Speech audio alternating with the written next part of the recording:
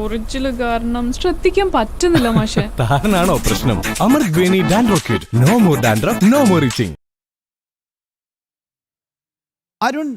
അരുൺ ഈ തിരക്ക് നിയന്ത്രണമൊക്കെ ഇതൊക്കെ മുൻകൂട്ടി അറിയേണ്ടതല്ലേ? ഒന്ന്, ദേവന്റെ മുതലുകൾ സംരക്ഷിക്കാൻ ഇവർക്കാവുന്നില്ല. അവിടെ എത്തുന്ന ഭക്തരെ നേരാവണ്ണം ഒന്ന് ട്രീറ്റ് ചെയ്യാൻ, അവർക്ക് വേണ്ട അറ്റ്ലീസ്റ്റ് ആ തിരക്കൊന്ന് ക്രമീകരിക്കാൻ വേണ്ട സംവിധാനങ്ങൾ ഒരുക്കാൻ ഇതും ഇവർക്ക് പറ്റുന്നില്ല. പിന്നെ ഇവർക്ക് എന്താണ് പണി അവിടെ?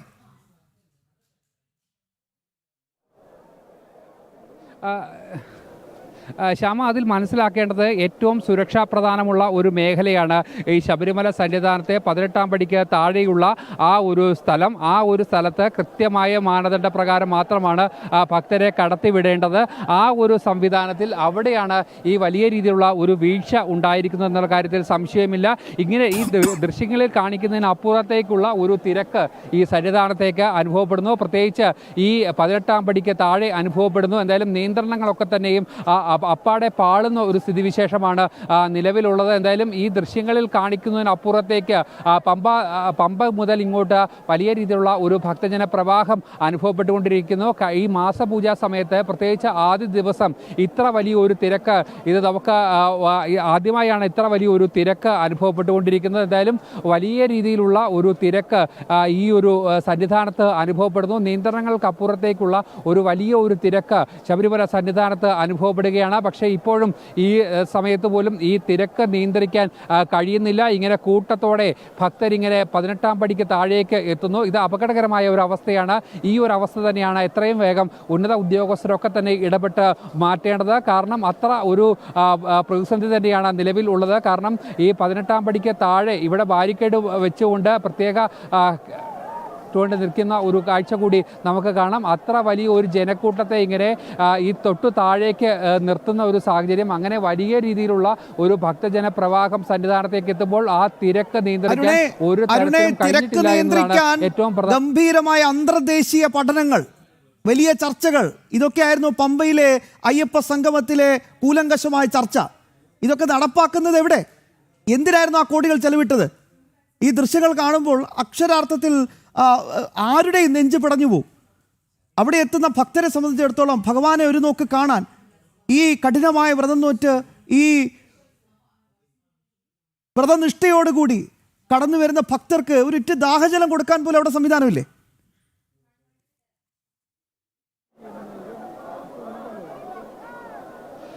തീർച്ചയായും തിരക്ക്, ഈ ദാഹജലങ്ങൾക്കപ്പുറത്തേക്ക് ഈ തിരക്കൊന്ന് നിയന്ത്രിച്ച് മുകളിലേക്കൊരു സമാധാനമായതായി കയറ്റിവിടുക എന്നുള്ള ഒരു ആവശ്യം മാത്രമാണ് ഈ ഈ ദൃശ്യങ്ങൾ ഒന്നുകൂടി നമ്മൾ കാണേണ്ടതുണ്ട്. കാരണം അത്ര വലിയ ഒരു തിരക്കാണ്. തിരക്ക് നിയന്ത്രണങ്ങൾക്കപ്പുറത്തേക്ക് വരുന്നു. ആ തിരക്ക് വലിയ രീതിയിലുള്ള ഒരു തിരക്ക് ശബരിമല സന്നിധാനത്ത് അനുഭവപ്പെട്ടുകൊണ്ടിരിക്കുകയാണ്. ഇനി അരമണിക്കൂറിൽ താഴെ, കൃത്യമായി പറഞ്ഞാൽ കൃത്യമായി 20 മിനിറ്റ് മാത്രമാണ് ദർശനത്തിനായി ഉള്ളത്. 9:50 ഹരിവരാസനം പാടി നടയടയ്ക്കും. അതിന് ആ ഒരു സമയത്തിന് മുമ്പാണ് ഇത്ര വലിയ ഒരു തിരക്കുണ്ടായിരുന്നത്. നേരത്തെ ഇത്തരത്തിൽ തിരക്കുണ്ടാകുന്ന സമയങ്ങളിൽ പടിപൂജയ്ക്ക് നടയടച്ചിരിക്കുന്നു എന്നൊക്കെയുള്ള മറുവാദങ്ങളായിരുന്നു ആ സമയത്ത് പറഞ്ഞത്. പക്ഷേ ഇന്ന് പ്രത്യേക പൂജകളൊന്നും തന്നെയില്ല.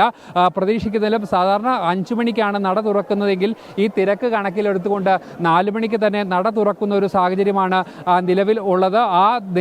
ആ സമയത്ത് തുടങ്ങിയ ആ ഒരു തിരക്ക്, കൃത്യമായി ഇത്ര വലിയ തിരക്ക് ഉണ്ടാകുമെന്ന് അറിഞ്ഞിട്ട് പോലും കൃത്യമായ ഒരു ഇടപെടൽ നടത്താൻ പോലീസിന് കഴിഞ്ഞിട്ടില്ല എന്നുള്ളതാണ് ഏറ്റവും പ്രധാനപ്പെട്ട വസ്തുത. ആ ഒരു തിരക്ക് ഇപ്പോഴും തുടരുന്നു. എന്തായാലും വലിയ രീതിയിലുള്ളൊരു പ്രതിസന്ധിയിലേക്കാണ് ഈ സന്നിധാനം ഒന്നാകെ മാറുന്നത്.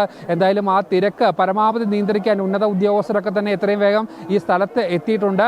ആ ഒരു തിരക്ക് നിയന്ത്രിക്കുന്നതിനുള്ള ഒരു ക്രമീകരണങ്ങളൊക്കെ തന്നെ ഇപ്പോൾ ഒരുക്കുകയും ചെയ്തിട്ടുണ്ട്. പരമാവധി ഭക്തരെ 18-ാം പടി കയറ്റിവിടുക എന്നുള്ളത് മാത്രമാണ് നിലവിൽ ഈ ഒരു പ്രശ്നത്തിലുള്ള സൊല്യൂഷൻ.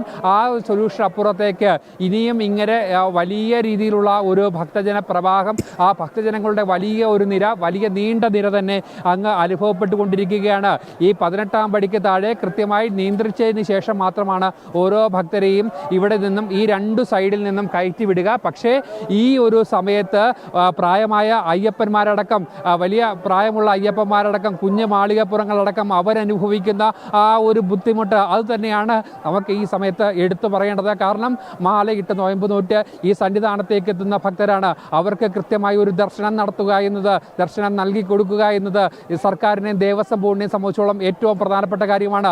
അതിൽ വരുത്തുന്ന ഗുരുതരമായുള്ള വീഴ്ച, ഇത് നേരത്തെയും ഇത്തരം സംഭവങ്ങൾ ഉണ്ടാകുന്ന സമയത്തും കൃത്യമായ ഒരു ഇടപെടൽ നടത്തിക്കൊണ്ട് മുന്നോട്ട് പോകാൻ ദേവസ്വം ബോർഡിനും സർക്കാരിനുമായിട്ടില്ല. കൃത്യമായ മുന്നറിയിപ്പുകൾ, തിരക്ക് വലിയ രീതിയിലേക്ക് വർദ്ധിക്കുമെന്നുള്ള കൃത്യമായ മുന്നറിയിപ്പ് ദേവസ്വം ബോർഡിന് ഉണ്ട്, അതോടൊപ്പം തന്നെ സർക്കാരിനുണ്ട്, പോലീസിനുണ്ട്. പക്ഷേ എന്തുകൊണ്ട് ഇതുവരെയും നടപടി എടുത്തിട്ടില്ല എന്നുള്ള ഏറ്റവും പ്രധാനപ്പെട്ട ഒരു ചോദ്യമാണ് നമുക്ക് ഇവിടെ ചോദിക്കേണ്ടത്. എന്തായാലും വലിയ രീതിയിൽ ഇനി ലോകമെമ്പാടുമുള്ള ഇന്ത്യക്കാർ ആഘോഷിക്കും. ആഘോഷങ്ങളെല്ലാം മലബാറിനൊപ്പം. കാരണം മലബാർ നിങ്ങൾക്കായി ഒരുക്കുന്നു ഒരു സുവർണ അവസരം.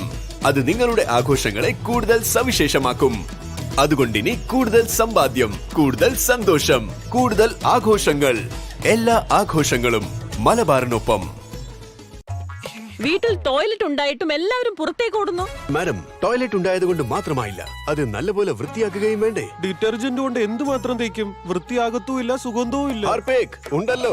Harpic total clean. ഇത് ഡിറ്റർജന്റിനെ അപേക്ഷിച്ച് 10 മടങ്ങ് കൂടുതൽ വൃത്തിയാക്കും. മണിക്കൂറുകളോളം സുഗന്ധം പരക്കും. ആൾക്കാരുടെ ഓരോ ആവശ്യത്തിനും ഹാർപിക് ഉണ്ടല്ലോ.